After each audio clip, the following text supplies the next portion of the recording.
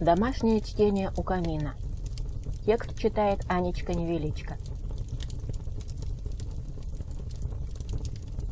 Михаил Булгаков. Мастер и Маргарита. Часть 1, глава 15. Сон Никанора Ивановича. Нетрудно догадаться, что толстяк с багровой физиономией, которого поместили в клинике в комнате номер 119, был Никанор Иванович Босой. Попал он, однако, к профессору Стравинскому не сразу, а предварительно побывав в другом месте. От другого этого места у Никанора Ивановича осталось в воспоминании мало чего. Помнился только письменный стол, шкаф и диван. Там с Никанором Ивановичем, у которого перед глазами как-то мутилось от приливов крови и душевного возбуждения, вступили в разговор, но разговор вышел какой-то странный, путанный, а вернее сказать, совсем не вышел. Первый же вопрос, который был задан Никанору Ивановичу, был таков: «Вы, Никанор Иванович Босой, председатель домкома номер 302 БИС по Садовой?» На это Никанор Иванович, рассмеявшись страшным смехом, ответил буквально так: «Я Никанор, конечно, Никанор, но какой же я к шуту председатель?» «То есть как?» – спросили у Никанора Ивановича, прищуриваясь. «А так», – ответил он, – «что ежели я председатель, то я сразу должен был установить, что он нечистая сила. А то что же это? Пенсне треснуло, весь в рванине. Какой же он может быть переводчик у иностранца?» «Про кого говорите?» – спросили у Никанора Ивановича. «Коровьев!» – скричал Никанор Иванович. «В 50-й квартире у нас засел. Пишите: Коровьев. Его немедленно надо изловить. Пишите: 6-е парадное. Там он». «Откуда валюту взял?» – задушевно спросили у Никанора Ивановича. «Бог истинный, Бог всемогущий», – заговорил Никанор Иванович. «Все видит. А мне туда и дорога. В руках никогда не держал и не подозревал, какая такая валюта. Господь меня и наказует за скверну мою», – с чувством продолжал Никанор Иванович, то расстегивая рубашку, то застегивая, то крестясь. «Брал, но брал нашими, советскими. Прописывал за деньги. Не спорю, бывало. Хорош и наш секретарь Пролежнев, тоже хорош. Прямо скажем, все воры в домоуправлении. Но валюты я не брал». На просьбу не валять дурака, а рассказывать, как попали доллары в вентиляцию, Никанор Иванович встал на колени и качнулся, раскрывая рот, как бы желая проглотить паркетную шашку. «Желаете, — промычал он, — землю буду есть, что не брал. А Коровьев, он черт». Всякому терпению положен предел. И за столом уже повысили голос, намекнули Никанору Ивановичу, что ему пора говорить на человеческом языке. Тут комнату с этим самым диваном огласил дикий рев Никанора Ивановича, вскочившего с колен. «Вон он! Вот он за шкафом! Вот ухмыляется! И пенсне его! Держите его!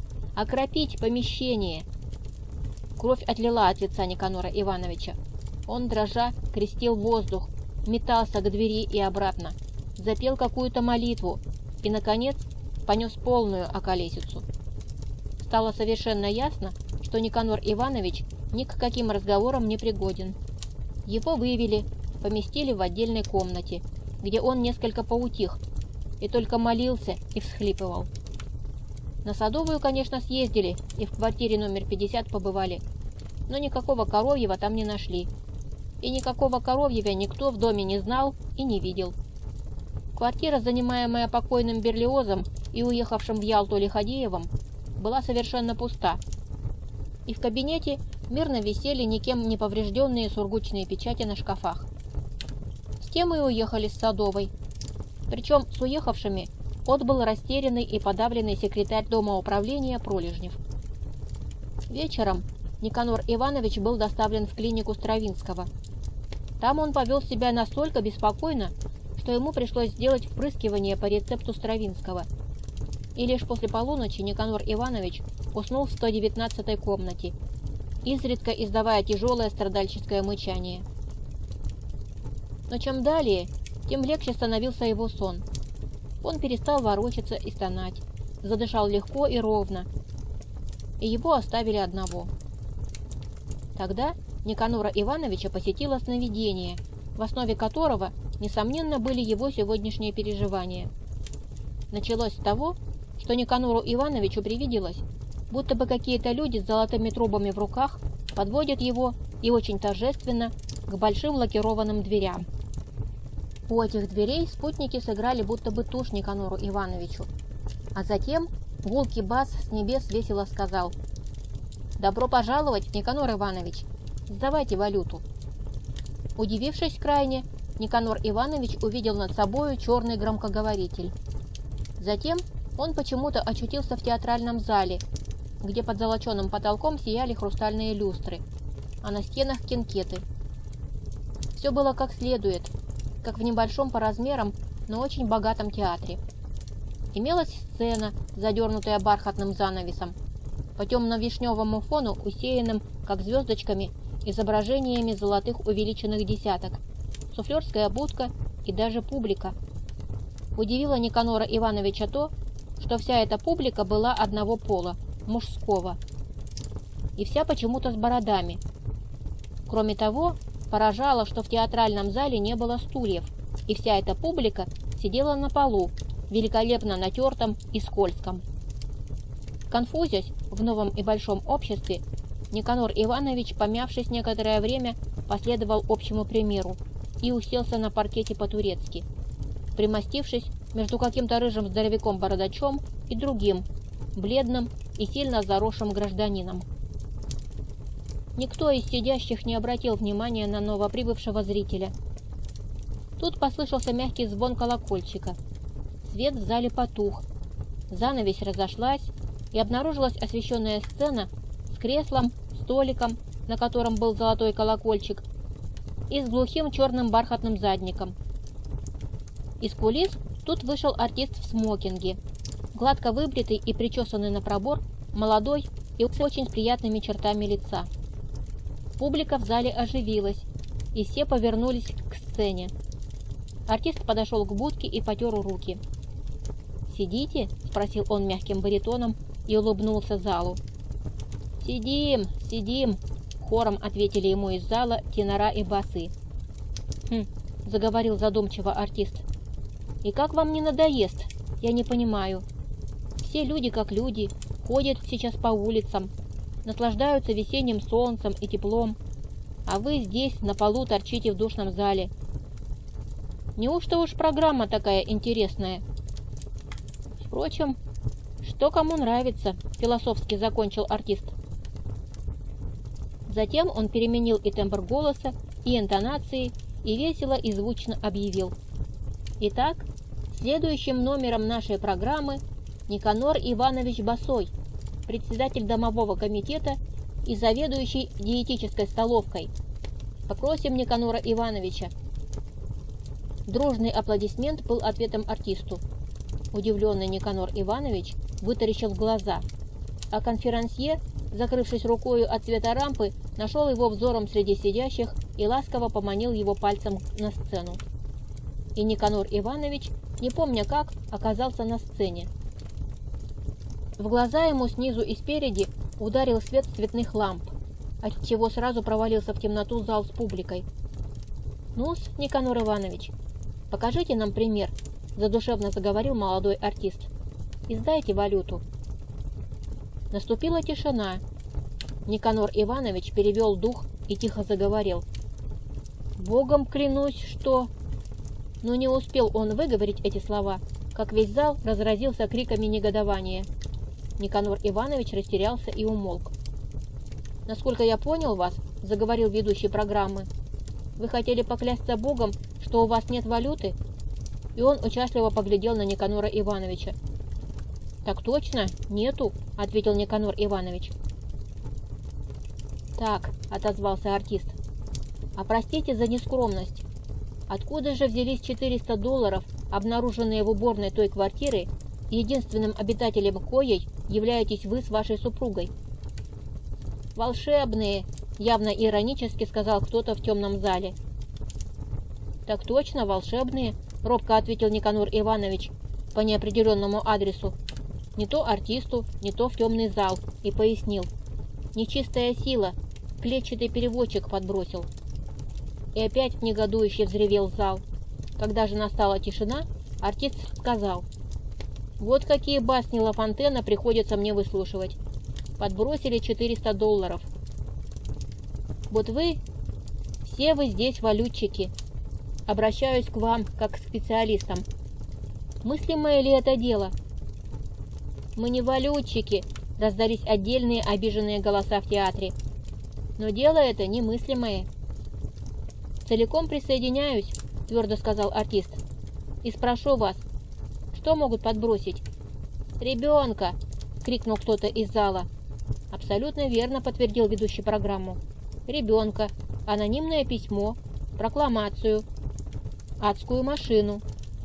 Мало ли что еще, но $400 никто не станет подбрасывать, ибо такого идиота в природе не имеется». И, обратившись к Никанору Ивановичу, артист добавил укоризненно и печально: «Огорчили вы меня, Никанор Иванович, а я-то на вас надеялся. Итак, номер наш не удался».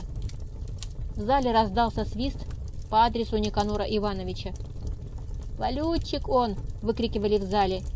«Из-за таких-то и мы невинно терпим». «Не ругайте его», — мягко сказал конферансье. «Он раскается».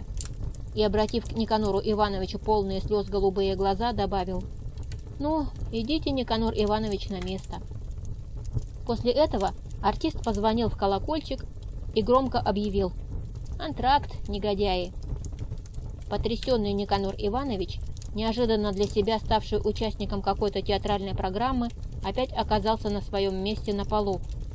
Тут ему приснилось, что зал погрузился в полную тьму, и что на стенах выскочили красные горящие слова: «Сдавайте валюту!».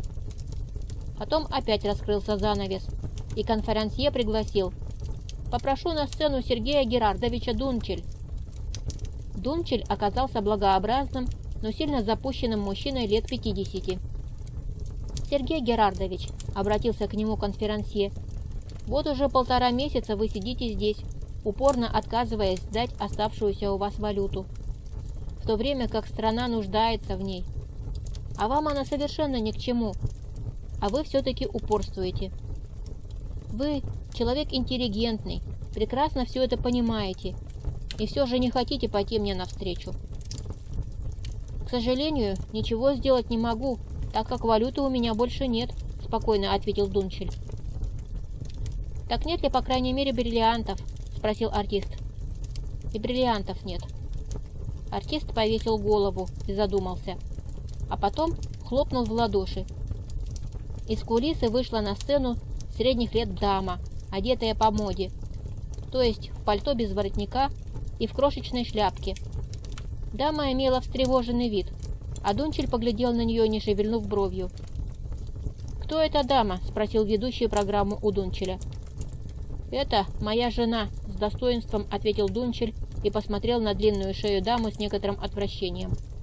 «Мы потревожили вас, мадам Дунчель», — отнесся к даме конферансье. «Вот по какому поводу. Мы хотели вас спросить, есть ли еще у вашего супруга валюта?» «Он тогда все сдал», — волнуясь, ответила мадам Дунчель. «Так», — сказал артист. «Ну что же, раз так, то так. Если все сдал, то нам надлежит немедленно расстаться с Сергеем Герардовичем. Что же поделаешь? Если угодно, вы можете покинуть театр, Сергей Герардович». Артист сделал царственный жест. Дунчель спокойно и с достоинством повернулся и пошел к кулисе. «Одну минуточку», — остановил его конферансье. «Позвольте мне на прощание показать вам еще один номер из нашей программы». И опять хлопнул в ладоши. Черный задний занавес раздвинулся, и на сцену вышла юная красавица в бальном платье, держащая в руках золотой подносик, на котором лежала толстая пачка, перевязанная конфетной лентой, и бриллиантовое колье, от которого во все стороны отскакивали синие, желтые и красные огни. Дунчель отступил на шаг, и лицо его покрылось бледностью. Зал замер. 18 тысяч долларов и колье в 40 тысяч золотом», – торжественно объявил артист. «Хранил Сергей Герардович в городе Харькове, в квартире своей любовницы Иды Геркулановны Ворс, которую мы имеем удовольствие видеть перед собою, и которая любезно помогла обнаружить эти бесценные, но бесцельные в руках частного лица сокровища. Большое спасибо, Ида Геркулановна». Красавица, улыбнувшись, сверкала зубами, и мохнатые ее ресницы дрогнули. «А под вашу полную достоинство личиною, — отнесся артист к Дунчелю, — скрывается жадный паук и поразительный охмуряла и врун. Вы извели всех за 1,5 месяца своим тупым упрямством. Ступайте же теперь домой, и пусть тот ад, который устроит вам ваша супруга, будет вам наказанием». Дунчель качнулся и, кажется, хотел повалиться, но чьи-то участливые руки подхватили его. Тут рухнул передний занавес и скрыл всех бывших на сцене. Бешеные рукоплескания потрясли зал до того, что Никанору Ивановичу показалось, будто в люстрах запрыгали огни. А когда передний черный занавес ушел вверх, на сцене уже никого не было, кроме одинокого артиста. Он сорвал второй залп рукоплесканий, раскланялся и заговорил. «В лице этого Дунчеля перед вами выступил в нашей программе типичный осел. Ведь я же имел удовольствие говорить вчера, что тайное хранение валюты является бессмыслицей. Использовать ее никто не может, ни при каких обстоятельствах, уверяю вас. Возьмем хотя бы этого Дунчеля. Он получает великолепное жалование и ни в чем не нуждается. У него прекрасная квартира, жена и красавица-любовница. Так нет же, вместо того, чтобы жить тихо и мирно, без всяких неприятностей, сдав валюту и камни, этот корыстный болван добился все-таки того, что был разоблачен при всех, и на закуску нажил крупнейшую семейную неприятность. Итак, кто сдает? Нет желающих? В таком случае следующим номером нашей программы известный драматический талант, артист Куролесов Савва Потапович, специально приглашенный, исполнит отрывки из «Скупого рыцаря» поэта Пушкина. Обещанный Куролесов не замедлил появиться на сцене и оказался рослым и мясистым бритым мужчиной во фраке и белом галстухе. Без всяких предисловий он скроил мрачное лицо, сдвинул брови и заговорил ненатуральным голосом, косясь на золотой колокольчик, как молодой повеса ждет свидания с какой-нибудь развратницей лукавой. И Куролесов рассказал о себе много нехорошего. Никанор Иванович слышал, как Куролесов признавался в том, что какая-то несчастная вдова, воя, стояла перед ним на коленях под дождем, но не тронула черствого сердца артиста. Никанор Иванович до своего сна совершенно не знал произведений поэта Пушкина, но самого его знал прекрасно и ежедневно по несколько раз произносил фразы вроде «А за квартиру Пушкин платить будет?» или «Лампочку на лестнице, стало быть, Пушкин вывинтил». «Нефть, стало быть, Пушкин покупать будет».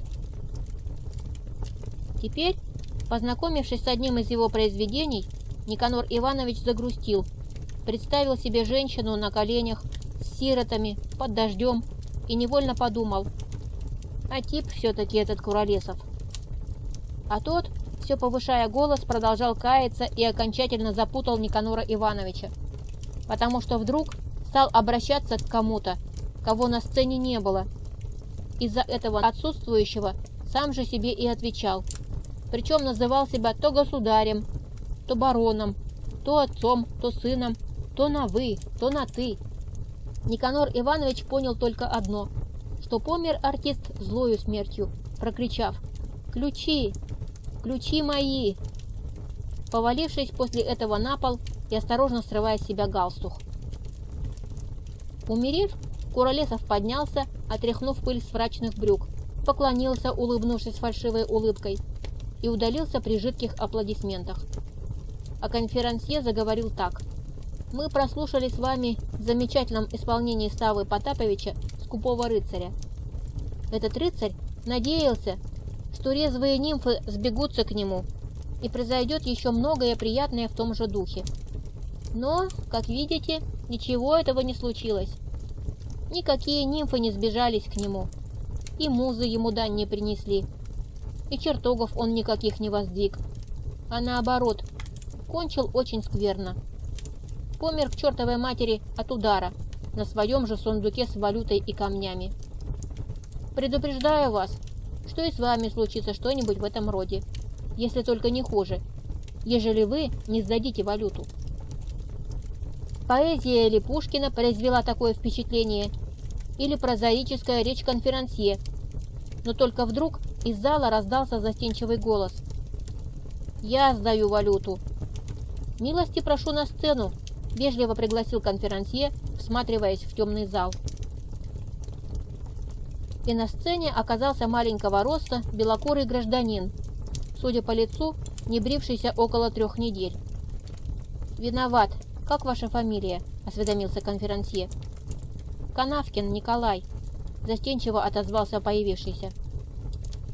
«А, очень приятно, гражданин Канавкин. Итак?»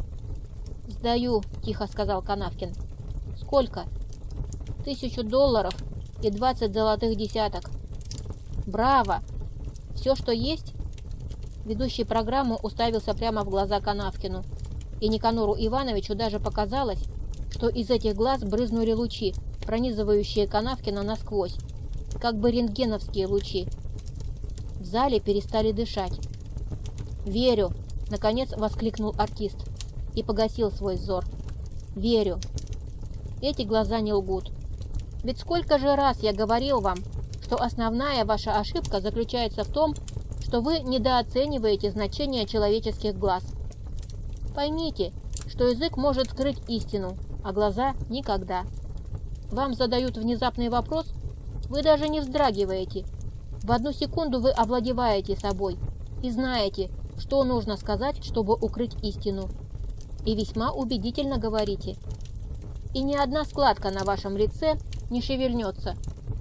Но, увы, встревоженная вопросом истина со дна души на мгновение прыгает в глаза. И все кончено. Она замечена, а вы пойманы. Произнеся и с большим жаром эту убедительную речь, артист ласково осведомился у Канавкина. «Где же спрятаны?» «У тетки моей, Пороховниковой, на Причистенке». «А, это...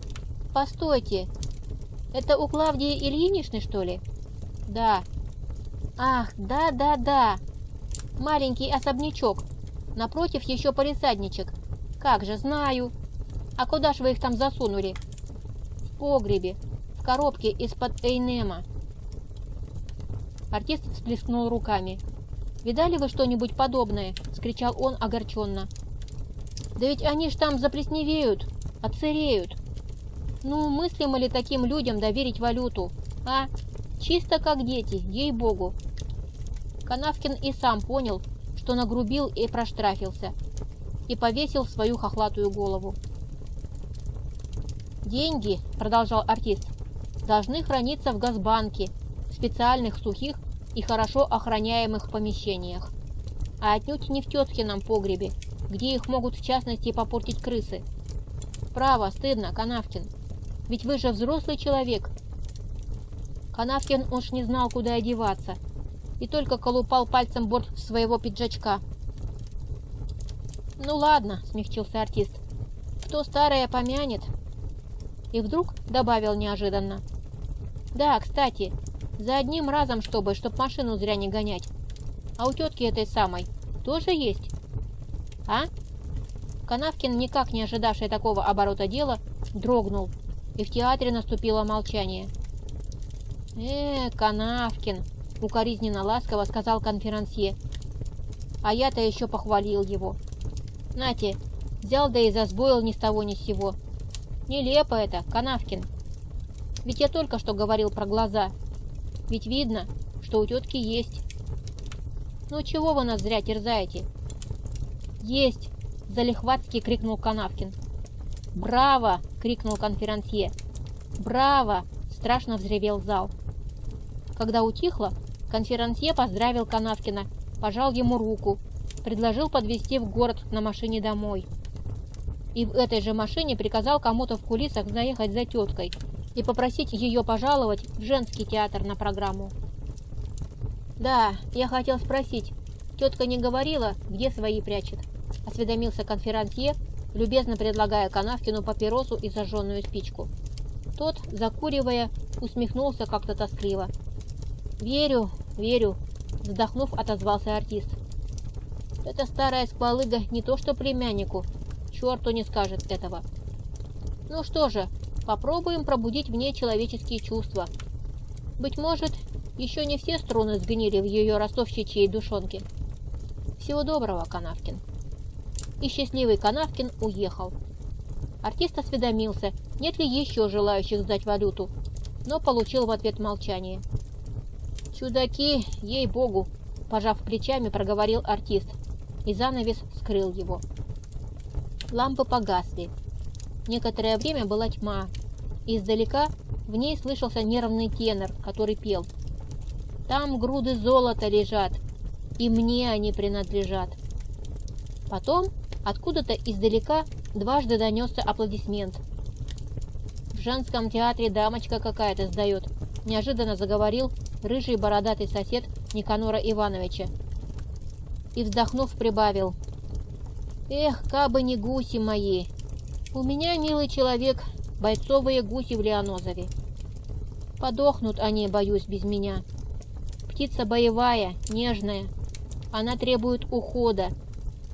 Эх, кабы не гуси! Пушкиным-то не удивишь». И он опять завздыхал. Тут зал осветился ярко, и Никанору Ивановичу стало сниться, что из всех дверей в него посыпались повара в белых колпаках и с различными ложками в руках. Поварята втащили в зал чан с супом и лоток с нарезанным черным хлебом. Зрители оживились. Веселые повара шныряли между театралами, разливали суп в миски и раздавали хлеб. «Обедайте, ребята!» — кричали повара. «И сдавайте валюту! Чего вам зря здесь сидеть? Охота была эту баланду хлебать. Поехал домой, выпил как следует, закусил. Хорошо. Ну чего ты, например, засел здесь, отец?» Обратился непосредственно к Никанору Ивановичу толстый с малиновой шеей повар, протягивая ему миску, в которой в жидкости одиноко плавал капустный лист. «Нету, нету, нету у меня!» — страшным голосом прокричал Никанор Иванович. «Понимаешь, нету!» «Нету?» — грозным басом взревел повар. «Нету?» — женским ласковым голосом спросил он. «Нету, нету!» — успокоительно забормотал он, превращаясь в фельдшерицу Прасковью Федоровну. Та ласково трясла стонавшего во сне Никанора Ивановича за плечо. Тогда растаяли повара, и развалился театр с занавесом. Никанор Иванович сквозь слезы разглядел свою комнату в лечебнице и двух в белых халатах, но отнюдь не развязных поваров, сующихся к людям со своими советами, а доктора и все ту же Прасковью Федоровну, державшую в руках не миску, а тарелочку, накрытую марлей, с лежащим на ней шприцем. «Ведь это ж что же?» — горько говорил Никанор Иванович, пока ему делали укол. «Нету у меня и нету. Пусть Пушкин им сдает валюту. Нету!» «Нету, нету!» — успокаивала добросердечная Прасковья Федоровна. «Она нет, и суда нет». Никанору Ивановичу полегчало после вспрыскивания, и он заснул без всяких сновидений. Но благодаря его выкрикам тревога передалась в 120-ю комнату, где больной проснулся и стал искать свою голову, и в 118-ю, где забеспокоился неизвестный мастер и в тоске заломил руки, глядя на луну, вспоминая горькую, последнюю в жизни осеннюю ночь, полоску света из-под двери в подвале и развившиеся волосы. Из 118-й комнаты тревога по балкону перелетела к Ивану, и он проснулся и заплакал.